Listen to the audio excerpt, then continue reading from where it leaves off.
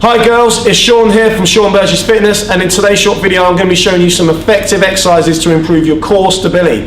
What does that mean? Well, if you're a mum at home and you're getting back pain from carrying kids, or whether you're someone who goes to the gym and often finds that you get pains in the wrong part of your back when you're exercising, today's video will show you some great exercises to strengthen your core, allow you to perform better in and outside of the gym, and just have better quality of life throughout all of your daily chores. Everything is simple to do. We're doing all these exercises using your body weight. You can do these at home, easy to replicate, and they're guaranteed to give you great results. So just carry on watching and we'll run through everything step by step. Okay then guys, so let's get into that forward plank position. So remember, the setup here is really, really important. You want to make sure that you've got your elbows underneath your shoulders and your hands no wider than shoulder width, okay? So let's get you set up correct, so like we said there with the arms, and then with your feet, I want them just in line with those hip bones at the front, so you're not going too wide.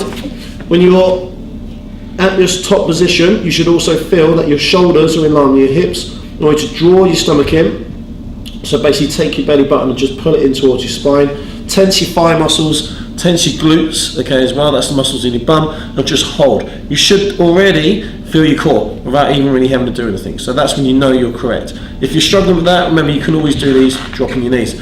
I want you to now draw your stomach in if you can. Don't worry if you can't, you can just hold this position, and then I want you to slowly drop your hips to one side so you can feel even more of a pull in your core. Come back to the middle and then do the same on the other side. The only thing is I want you to hold your breath and hold your stomach in as you drop to one side. Come back to the middle and breathe out. Okay, so stomach in, hold your breath, come back to the middle and breathe out. So I want you to try and get to 10 reps. Most important thing though is you finish on an even number, so both sides get the same amount of work, okay? And then just build your reps up from there. Tempo is really important. Don't just swing your hips. If you do that, it's going to hit your lower back. We don't want that. So just make sure your speed's nice control, and then just keep going side to side. Next up, we're going to do another core exercise.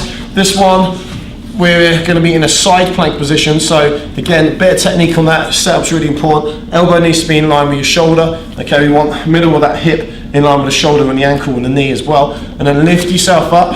So ideally your legs are straight, but again, if you're struggling, you can always drop one leg, one knee, and hold in that position there, okay? Before you move, you should again feel your core contracting, so underneath here on the obliques and also a little bit of the lower abs. So draw that stomach in, and then what we're gonna do is hold the breath, hold that stomach in, drop down slowly until you can feel like a real biting point, a real hard contraction here underneath, and then come up, back to your starting position, and that's where we're gonna breathe out. So it's stomach in, hold breath, go down, find that biting point, nice, and then come up, breathe out at the top.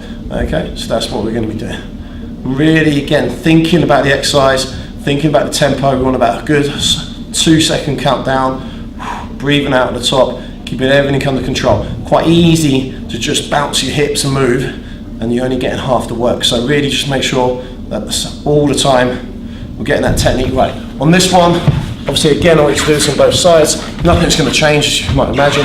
So it's just again, elbow underneath shoulder, hip in line with knees, and obviously ankle, and everything's nice and straight. Found that biting point before you move, and then just again dropping down nice and slow, breathing out at the top. Remember, our target on this one is to get to 10-15 reps on each side, so make sure obviously you're trying to hit that. If you're struggling, obviously you can do slightly less. If you can do more, then great. Go on to the advanced one, which is going to be 15 to 20.